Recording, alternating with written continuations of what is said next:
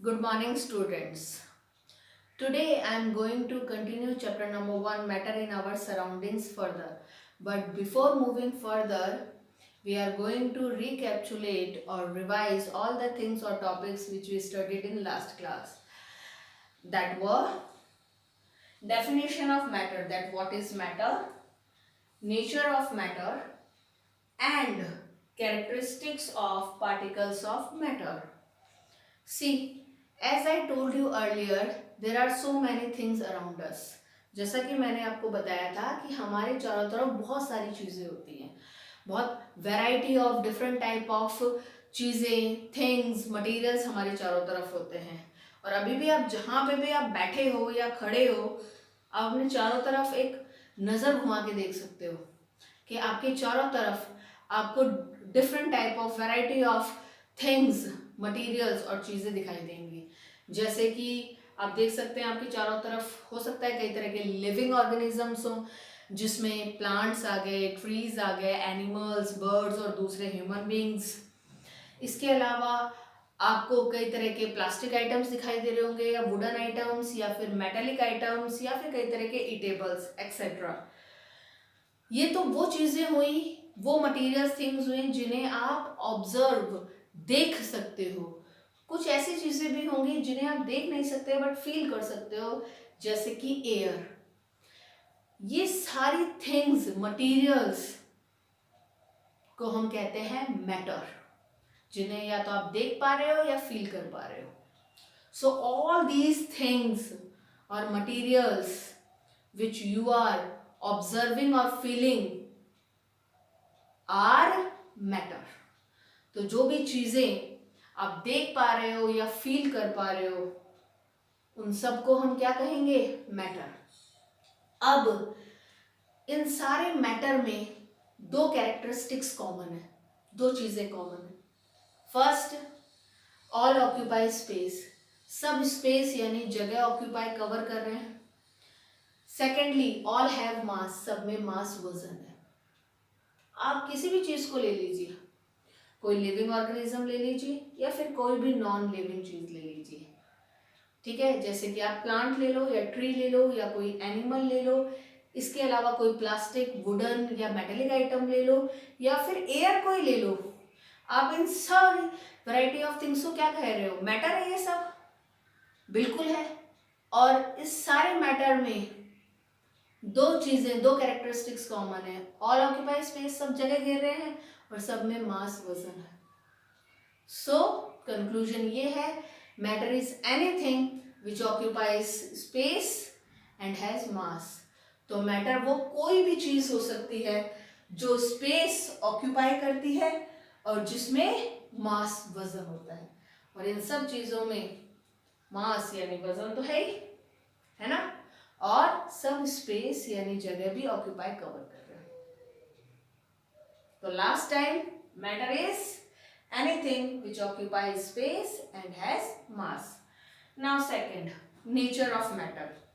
But nature of matter पे जाने से पहले थोड़ा सा ध्यान दीजिएगा, जो मैंने आपको कल भी बताया था कि जो हमारे पहले पुराने ज़माने में, एशियन टाइम में जो ऋषि हुआ करते थे, जिसे आप इंडियन फिलोसफर्स कहते हो, वो अर्ली इंडियन फिलोसफर्स थे, जो बहुत अर्लियर टाइम्स में हुआ करते थे, जो स्टडी वगैरह करते थे और पढ़ाते भी थे।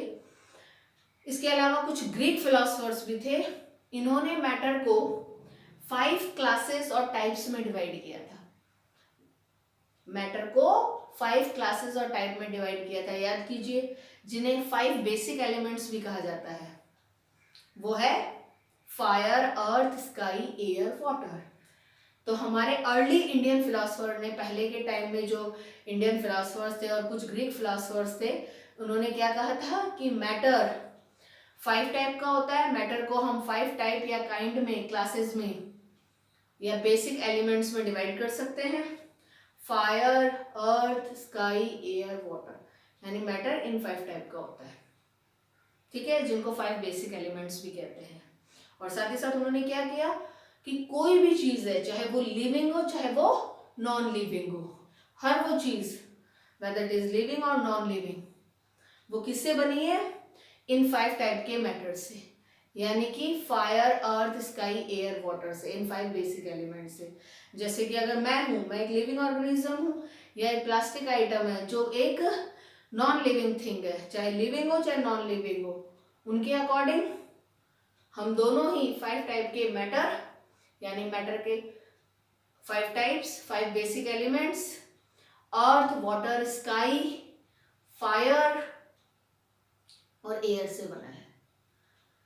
यानी मेरे अंदर फायर भी है, अर्थ भी है, स्काई भी है, एयर भी है, वाटर भी है, और एक नॉन लिविंग में भी है।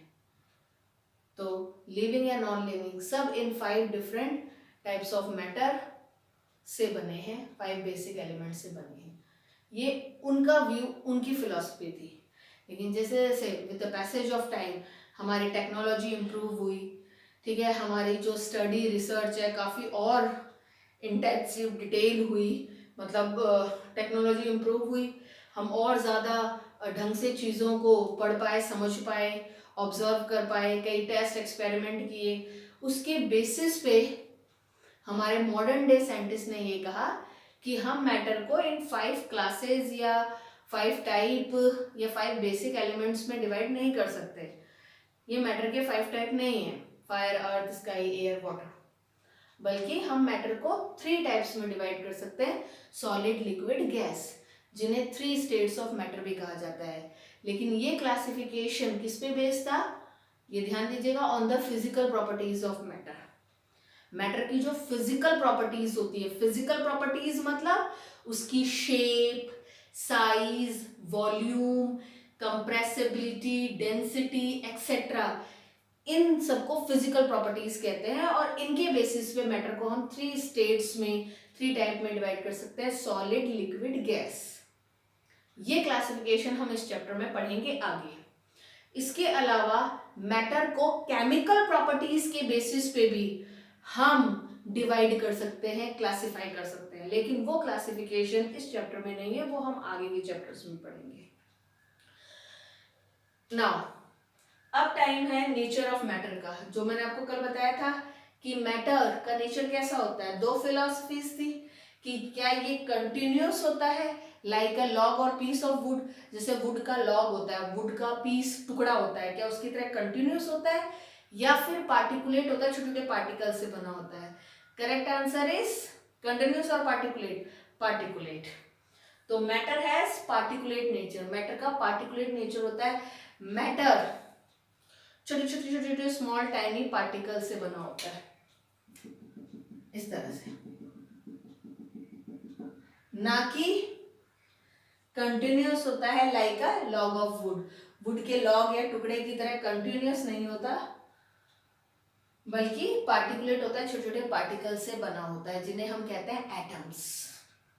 ठीक है, तो ये एक सीधा कंटिन्यूअस पीस या लॉग ऑफ वुड की तरह नहीं होता कि सीधा एक कंटिन्यूअस पीस है जैसे कि वुड का पीस या लॉग होता है, टुकड़ा होता है, बल्कि ये छोटे छोटे छोटे छोटे छोटे पार्टिकल से बना होता है, पार्टिकुलेट होता है। तो this is the nature of matter, that it has particulate nature made up of very small tiny particles known as atoms. It is not continuous like a piece or log of wood. Now, third point, characteristics of particles of matter. Matter जो इन छोटे छोटे particles से बना होता है, इन particles की क्या characteristics, क्या खास बात होती है, क्या features होते हैं इन particles में। आपको मैंने इसके 4 कैरेक्टरिस्टिक्स बताए थे, याद कीजिए। सबसे पहली बात, आर वेरी स्मॉल और टाइनी। मैटर ये इन छोटे छोटे पार्टिकल्स से बना होता है, ये पार्टिकल्स बहुत स्मॉल और टाइनी होते हैं, बहुत छोटे होते हैं, इतने छोटे कि हम अपने नेकेड आई से इन्हें नहीं देख सकते। ठीक है, इनको देखने के लिए हमें माइक्रोस्कोप की जरूरत पड़ती है। दूसरा,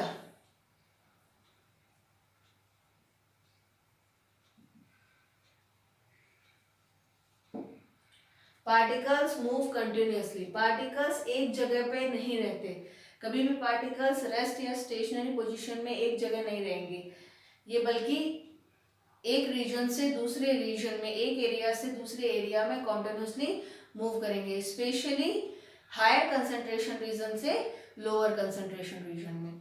जहां इनका कंसंट्रेशन अमाउंट ज़्यादा है वहां से ये कहाँ मूव करेंगे, जहां इनका कंसंट्रेशन अमाउंट कम है। इस प्रोसेस को हम डिफ्यूजन भी कहते हैं, जो कि मैंने आपको कल भी बताया था। तो इस तरह से पार्टिकल्स मूव करते हैं। Third point, have spaces between them. Particles के बीच में स्पेस होती है। देखो, किसी मैटर में जो पार्टिकल्स होते हैं उनके बीच में ज़्यादा स्पेस हो सकती है, किसी में मीडियम स्पेस हो सकती है, किसी में बहुत कम स्पेस हो सकती है, लेकिन स्पेस ज़रूर होगी। इसके लिए मैं आपको एक एक्टिविटी बताती हूँ। First of all we will take a beaker. कोशिश कीजिएगा कि आप एक ट्रांसपेरेंट बीकर लें, जैसे कोई प्लास्टिक या ग्लास का ट्रांसपेरेंट बीकर। फिर हम उसमें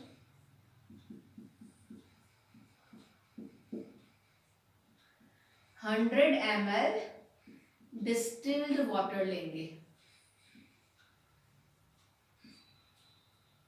इस 100 ml डिस्टिल्ड वाटर में हम 1 टेबल स्पून शुगर ऐड करेंगे और फिर हो सके तो ग्लास रॉड की हेल्प से इस शुगर को आप वाटर में मिक्स कर दीजिए ताकि ये इजीली रेडली डिसॉल्व हो जाए। कुछ देर बाद आप देखिएगा कि ये जो वाटर का लेवल है जो यहाँ पे है, क्या यह यहाँ से अप हुआ है या फिर यहाँ से डाउन हुआ है या फिर ये यहाँ पे कांस्टेंट रहा है। आंसर ये है वाटर का लेवल ना तो अप होगा ना डिक्लाइन होगा बल्कि कांस्टेंट रहेगा। अब क्वेश्चन ये है कि जब हमने वाटर में शुगर ऐड किया तो वाटर एक मैटर है, शुगर एक मैटर है। मैटर में मैटर ऐड करोगे तो क्या उसका लेवल वॉल्यूम अप नहीं होगा? भाई डिक्लाइन डाउन तो नहीं जाएगा, क्योंकि आप वाटर जैसे मैटर में शुगर जैसा मैटर ऐड कर रहे हो। मैटर में मैटर ऐड करोगे तो डिक्लाइन तो कैसे हो सकता है? हाँ, क्या अप होगा? अप भी नहीं होगा बल्कि सेम कांस्टेंट रहेगा। क्यों? क्योंकि वाटर एक मैटर है और हम सब जानते हैं matter is made up of small tiny particles. ठीक है, वाटर क्या है? एक मैटर, और मैटर बहुत ही स्मॉल टाइनी पार्टिकल्स से बना होता है। और इन पार्टिकल्स के बीच में आपको क्या दिखाई दे रही है? स्पेस दिख रही है ना।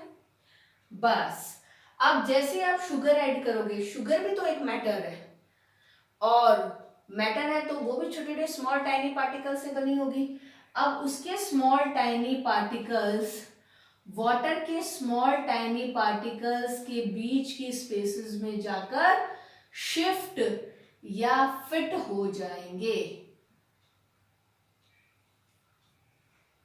तो इन्होंने वाटर के ऊपर अलग से कोई स्पेस ऑक्यूपाई नहीं की, बल्कि शुगर के स्मॉल टाइनी पार्टिकल्स वाटर के स्मॉल टाइनी पार्टिकल्स के बीच में जो स्पेस है उसी में शिफ्ट एडजस्ट फिट हो गए। ऊपर जाके अलग से स्पेस ऑक्यूपाई नहीं की, तो लेवल बढ़ेगा नहीं, डिक्लाइन तो नहीं होगा, बढ़ेगा भी नहीं, बल्कि क्या रहेगा? कांस्टेंट। इसका मतलब ये एक्टिविटी क्या शो करती है? That particles have spaces between them. Particles के बीच में स्पेस होती है। जैसे वाटर के पार्टिकल्स के बीच में स्पेस थी, तभी तो शुगर के पार्टिकल्स उन स्पेस में शिफ्ट फिट हो गए। लास्ट पॉइंट,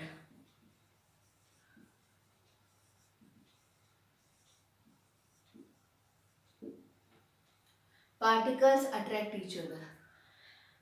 किसी भी मैटर के पार्टिकल्स एक दूसरे को अट्रैक्ट करते हैं with a force of attraction. कोई ज़्यादा फोर्स ऑफ अट्रैक्शन से अट्रैक्ट करता है, कोई मीडियम, कोई बहुत कम, लेकिन अट्रैक्ट ज़रूर करते हैं। ये बिल्कुल वैसा ही हो गया। यहाँ पर हम एक ग्रुप एक्टिविटी कर सकते हैं, बट ये एक वर्चुअल क्लास है, आप लोग मेरे साथ बैठे हुए नहीं हैं, नहीं तो हम ग्रुप एक्टिविटी करते। तो मैं इसको एक इंडिविजुअल एक्टिविटी से समझाती हूँ। जैसे कि मेरे 2 हैंड 2 पार्टिकल हैं, ये अगर एक दूसरे को अच्छी तरह से इंटरलॉक कर ले और होल्ड कर ले तो आप इन दोनों हैंड्स को, या जिन्हें हम पार्टिकल मान रहे हैं, आप इजीली अलग नहीं कर पाओगे। ठीक है। अच्छा, अब दूसरे केस में मैंने क्या किया, इन दोनों को सिर्फ इस तरह से टच किया, हल्का सा लॉक किया। तो मैंने इस बार बहुत ज़्यादा स्ट्रांगली या फर्मली इनको इंटरलॉक या होल्ड नहीं किया, बस हल्का सा टच करके थोड़ा सा लॉक किया। तो ये दो पार्टिकल हो गए। अगर हम इन पर ज़्यादा फोर्स लगाएं तो ये थोड़ा इजीली अलग हो पाएंगे। फिर मैंने क्या किया, दो फिंगर्स ली, उनकी टिप को आपस में टच करवाया है। यहाँ पे ये एक दूसरे को बहुत ज़्यादा लाइटली होल्ड किए हुए हैं, अट्रैक्ट किए हुए हैं। इनको मैं बहुत आसानी से अलग कर दूंगी।